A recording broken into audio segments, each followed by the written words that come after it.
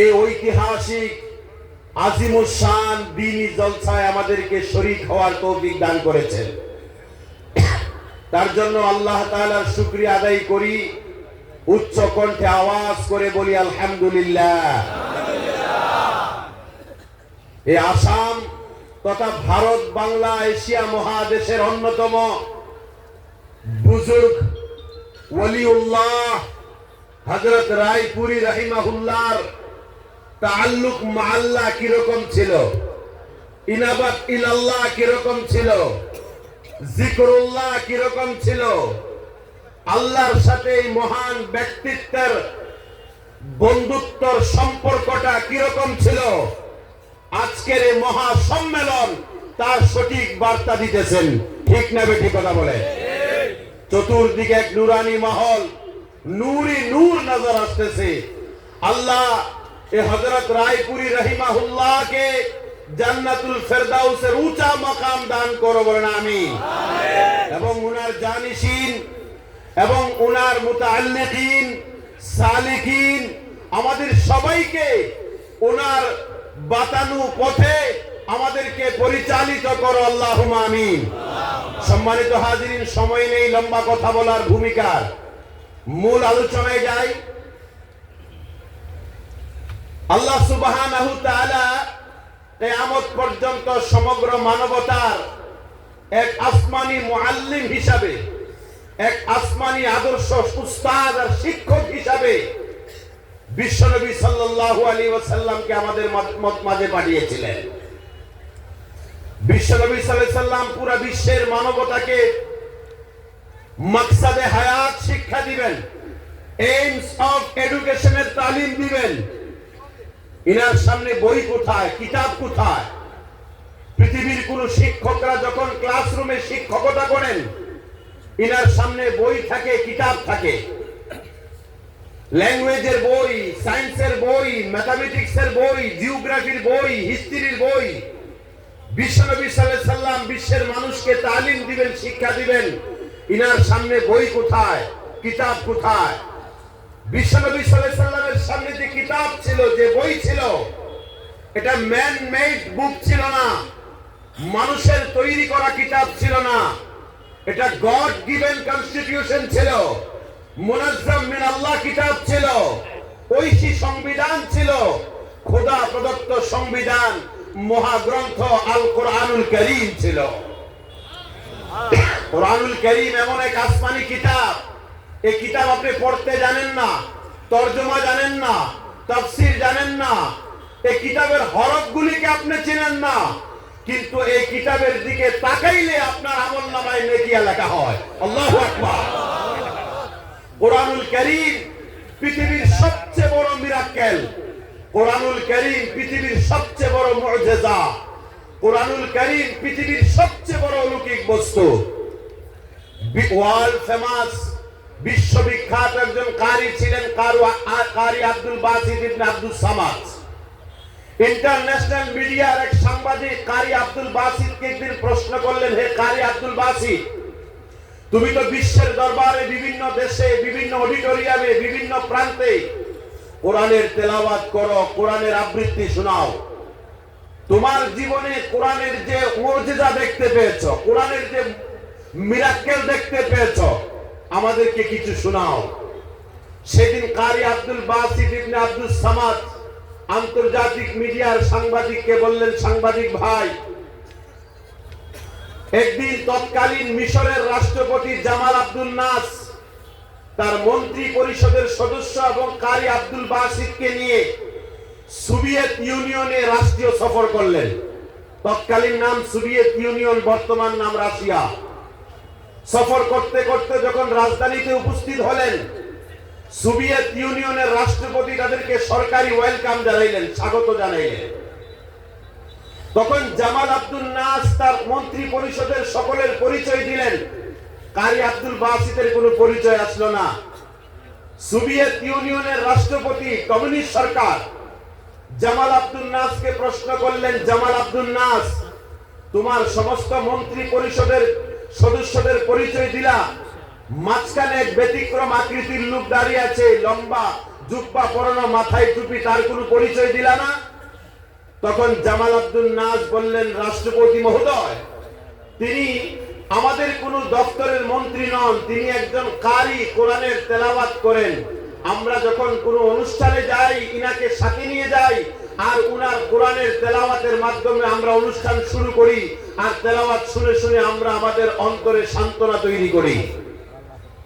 তৎকালীন সময়ে সোভিয়েত ইউনিয়নের রাষ্ট্রপতি তিরস্কার করে, ঠাট্টা করে জামাল আব্দুল নাসকে বলেছিলেন, আচ্ছা জামাল আব্দুল নাস, তোমরা সরকারি অনুষ্ঠান কারির কোরআনের তেলাওয়াতের মাধ্যমে শুরু করো, আমরা তো বেলি ডান্সের প্রোগ্রাম করি, অর্থাৎ অর্ধ উলঙ্গ নর্তকীরা, মেয়েরা ডান্স করে, আর আমরা মদ পান করে করে ডান্স দেখি, আর আমরা আনন্দিত হই, আমরা উৎফুল্ল হই, আমরা আমাদের মনে সান্ত্বনা জাগাই। ঠিক আছে, যেহেতু তুমি ওয়ার্ল্ড ফেমাস কারি নিয়ে এসেছো, আজ তোমার কারি আমার এই বেলি ডান্সের অডিটোরিয়ামে কোরআন তেলাওয়াত করবে, আর আমরা মদ পান করে করে তোমার কারির কোরআন তেলাওয়াত শুনবো।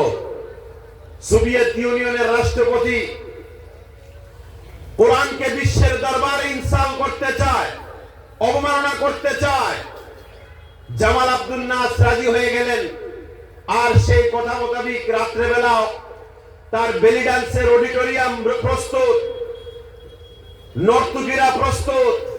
কারি আব্দুল বাসিত আস্তে আস্তে আস্তে আস্তে অডিটোরিয়ামের মিডল পয়েন্টে মাইকে গিয়ে বসলেন।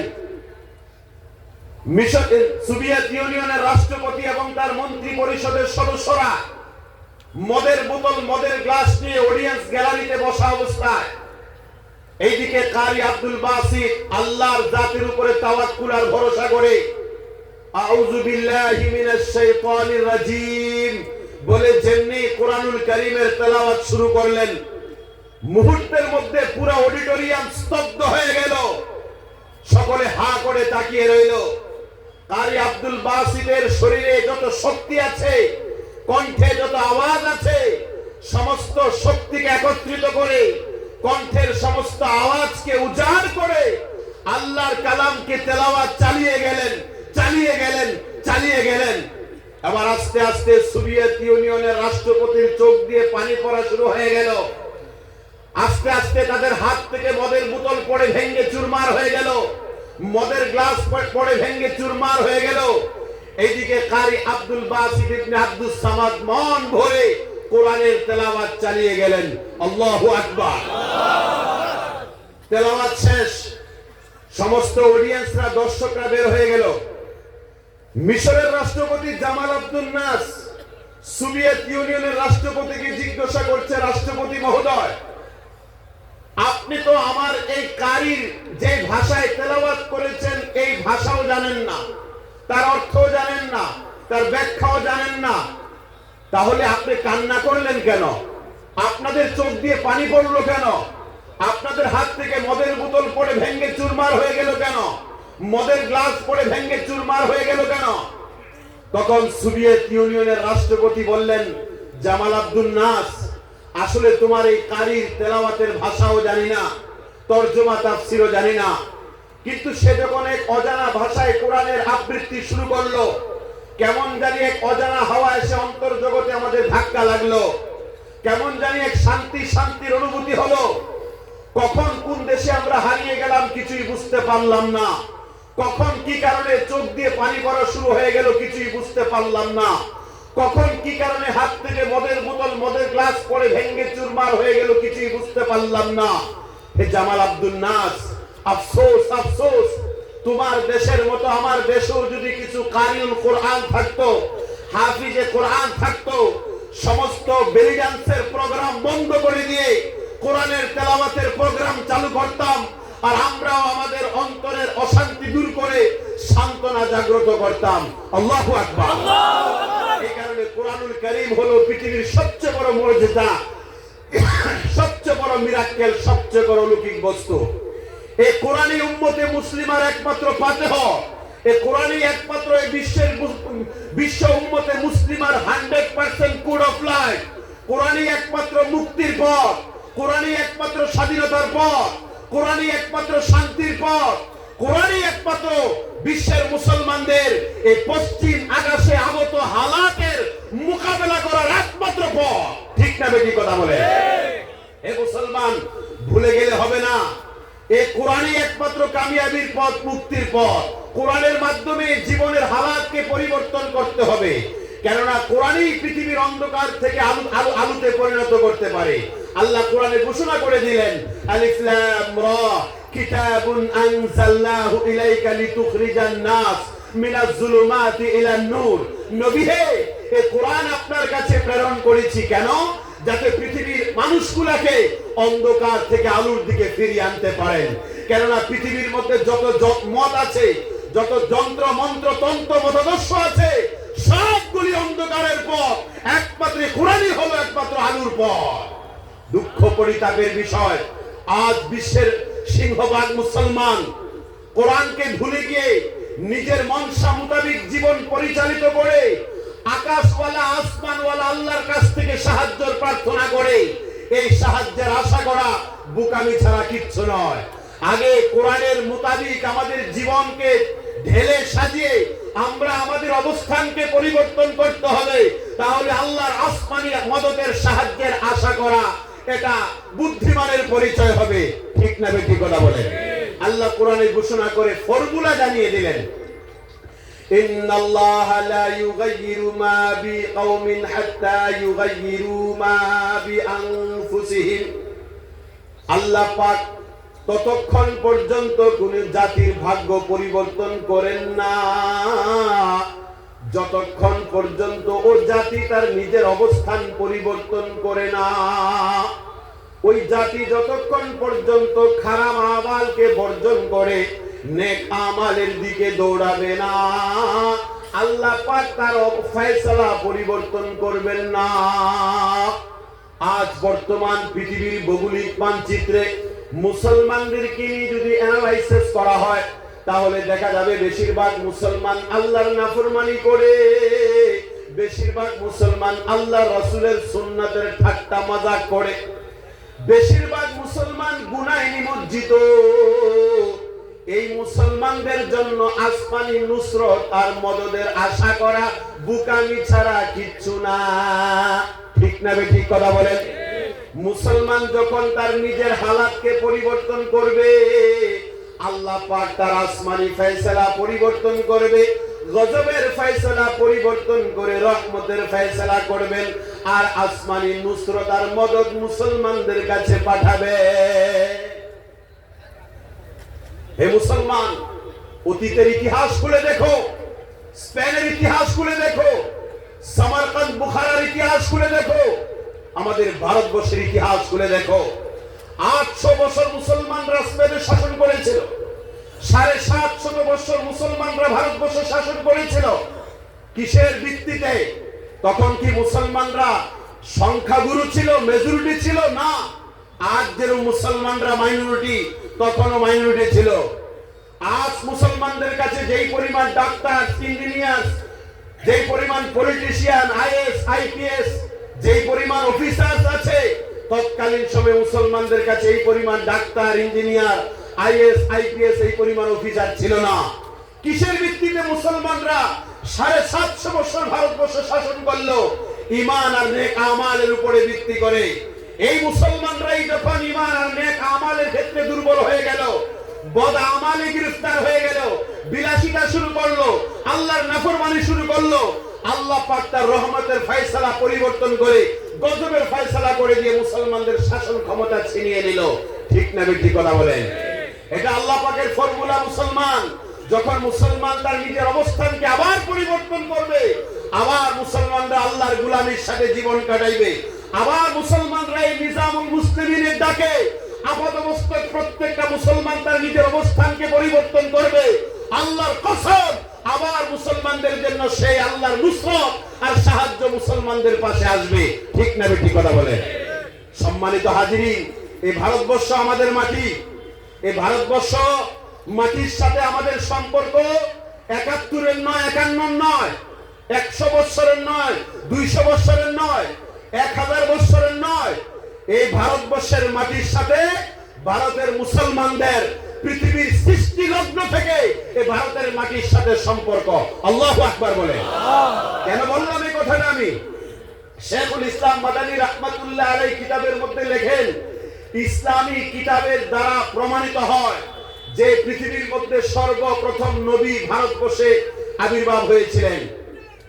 লিখতে লিখতে তিনি কিতাবের মধ্যে লিখেন যে আল্লাহ সুবহানাহু তাআলা সর্বপ্রথম হযরতে আদম আলাইহিস সালামের বডির স্ট্রাকচার বানানোর জন্য, নকশা বানানোর জন্য ফেরেশতাদেরকে যখন নির্দেশ দিলেন, যাও জমিন থেকে মাটি নিয়ে আসো আর এই মাটি দিয়ে আদম আলাইহিস সালামের স্ট্রাকচারের খমির বানাও, তার বডির খমিরা বানাও, তখন ফেরেশতারা পৃথিবীর জমিন থেকে মাটি নিলেন আর এই মাটি নিয়ে আদম আলাইহিস সালামের স্ট্রাকচারের খমিরা বানাইলেন। তারপরে আল্লাহ পাক তার ভিতরে রূহ ঢেলে দিলেন। পরবর্তী সময়ে অ্যানালাইসিস করে দেখা যায় যেই জায়গা থেকে ফেরেশতারা মাটি নিয়ে আদম আলাইহিস সালামের বডির স্ট্রাকচার বানিয়েছিলেন, এই জায়গাটার নাম হলো ওয়াজনি। আর এই ওয়াজনিটা বর্তমান ভৌগোলিক মানচিত্রে ভারতবর্ষের ভিতরে পড়েছে। আল্লাহু আকবার বলেন। তাই আমাদের আদি পিতার স্ট্রাকচার তৈরি হয়েছে ভারতের মাটি থেকে, আদি পিতার বডির খমিরা তৈরি হয়েছে ভারতের মাটি থেকে। তাই ভারতবর্ষের মুসলমানদের ভারতের সাথে সম্পর্ক 71-51 নয়, পৃথিবীর সৃষ্টি লগ্ন থেকে ভারতের মাটির সাথে সম্পর্ক। ঠিক না বেটি কথা বলে? মাওলানা আবুল কালাম আজাদ রাহিমাহুল্লাহ বলেছিলেন যে আমি আমার এই ইসলামকে যতটুকু ভালোবাসি, শায়েরে ইসলামের কোনো নুকসান, কোনো ক্ষতি আমি যেরকম বরদাস্ত করতে পারি না। ইসলামের ইসলামের কোনো বিধান, ইসলামের কোনো শেয়ার নষ্ট হয়ে যাক, বরবাদ হয়ে যাক, ধ্বংস হয়ে যাক, আমি যেরকম বরদাস্ত করতে পারি না। আমি আমার মাতৃভূমি ভারতবর্ষকে এতটুকু ভালোবাসি। এই ভারতবর্ষের শান, ভারতবর্ষের মান, ভারতবর্ষের ঐতিহ্যের ভিতরে কোনো ক্ষতি হোক, কোনো নুকসান হোক, এটাও আমি বরদাস্ত করতে পারি না। আল্লাহু আকবার। এই কারণে মুসলমান, আল্লাহ তাআলার ফর্মুলা হলো নিজের হালাতকে পরিবর্তন করো, আল্লাহ তার ফয়সালা পরিবর্তন করবে।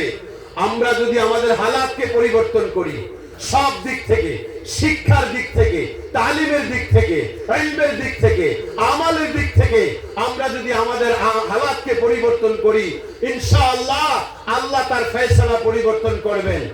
আজ ভারতবর্ষে দেখেন, প্রাথমিক শিক্ষার দিক থেকে মুসলমানরা 79.5%, 79.5% প্রাথমিক শিক্ষায় শিক্ষিত মুসলমানরা। আর মাধ্যমিক এবং উচ্চ মাধ্যমিক স্তর পর্যন্ত 18.5%, 18.5% শিক্ষার হার। আর হায়ার এডুকেশনের দিক থেকে, উচ্চ শিক্ষার দিক থেকে মাত্র 4.6%, 4.6%। এই ভারতবর্ষে টেকনোলজির যুগে, সায়েন্সের যুগে, এই শিক্ষার প্রতিযোগিতার যুগে 4.6% উচ্চ শিক্ষার হার দিয়ে পৃথিবীর মোকাবেলা করা যাবে না, হালাতের মোকাবেলা করা যাবে না। তাই আমাদের ভবিষ্যৎ প্রজন্মকে ইমানি তরবিয়ত দিয়ে, দ্বীনি তরবিয়ত দিয়ে, ইসলামী তরবিয়ত দিয়ে, ইসলামী মেন্টালিটি দিয়ে তাকে উচ্চ শিক্ষা অ্যাডভান্স করতে হবে। ঠিক না বেটি কথা বলে? আমার ভবিষ্যৎ প্রজন্মরা আইএস আইপিএস হতে হবে, পলিটিশিয়ান হতে হবে, তাকে ডিএম হতে হবে, তাকে এসডিএম হতে হবে, তাকে চিফ সেক্রেটারি হতে হবে, তাকে হোম সেক্রেটারি হতে হবে। সমস্ত অ্যাডমিনিস্ট্রেটিভ জায়গাগুলি দখল করে এই হালাতের মোকাবেলা করতে হবে। ঠিক না বেটি কথা বলে? কিন্তু আমার এই 4.6% যে বাচ্চাগুলি উচ্চ শিক্ষা অর্জন করেছে, এদের মধ্যে বেশিরভাগ এন্টি ইসলামিক মানসিকতা নিয়ে বড় হচ্ছে, অনইসলামিক চিন্তাধারা নিয়ে বড় হচ্ছে। তাদের ভিতরে ইসলামের বীজ নাই, ইসলামের স্পিরিট নাই, ইসলামের জজবা নাই। ঠিক না বেটি কথা বলে? আমরা আমাদের ভবিষ্যৎ প্রজন্মের সন্তানগুলোকে এই নিজামুল মুসলিমের দ্বারা পরিচালিত মক্তবের তালিম দ্বারা তাকে যদি ইসলামের স্পিরিট দিয়া তাকে ডাক্তার বানাই, ইঞ্জিনিয়ার বানাই, বৈজ্ঞানিক বানাই, দার্শনিক বানাই, আইএস আইপিএস বানাই, সে যেখানে যাবে তার কলম দ্বারা ইনকিলাব তৈরি হবে, বিপ্লব তৈরি হবে। ঠিক না বেটি কথা বলে? এই কারণে আমরা আমাদের হালাতকে পরিবর্তন করব ইনশাআল্লাহ। এই নিজামুল মুসলিমিনের ডাকে মক্তবের এবং দ্বীনি অন্যান্য সরগরমিয়া যে কর্মসূচির আহ্বান করা হবে, এই কর্মসূচিকে বাস্তবায়ন করে আমার সমাজের প্রত্যেকটা নাগরিককে আমরা আমাদের নিজের অবস্থানকে পরিবর্তন করে আল্লাহর সাহায্যকে দুনিয়ার দিকে আহ্বান করব ইনশাআল্লাহ। হাত তুলে বলুন করব ইনশাআল্লাহ। জুড়ে তিনবার তাকবীর দিলে লিল্লাহি তাকবীর, লিল্লাহি তাকবীর, লিল্লাহি তাকবীর। নিজামুল মুসলিমিনের বার্ষিক সম্মেলন খানকায়ে রায়পুরি রহমাতুল্লাহ আলাইহি, খানকায়ে রায়পুরি রহমাতুল্লাহ আলাইহি। আল্লাহ পাক এই খানকায়ে রায়পুরি রহমাতুল্লাহ আলাইহির আমলের সিলসিলা কিয়ামত পর্যন্ত জারি ও সারি রাখুক, বলেন আল্লাহুম্মা আমিন। সময় নেই, আর না হলে লম্বা কথা বলতাম। যদিও রাত্রিবেলা আমার ফেরত দিতে হবে, কেননা আগামী কালকে আমার এখানে 2 প্রোগ্রাম। আগামী কালকে ট্রেনে গিয়ে যাওয়া উপস্থিত হওয়া সম্ভব না। তারপর আমি ইন্তেজামিয়াকে বলেছিলাম আমি প্রয়োজনে ট্রেন ক্যান্সেল করব, রাত্রিবেলা ধর্মনগর গিয়ে হলো সকালে ট্রেন ধরবো। আমি এই জলসার শান রক্ষা করার জন্য আমি তাড়াহুড়া করব না, কিন্তু এখন তাড়াহুড়া হয়ে গেছে এশারের নামাজের জন্য। এটা মজবুরি, এশার ফরজ হুকুম সামনে রয়েছে, নামাজ পড়তে হবে।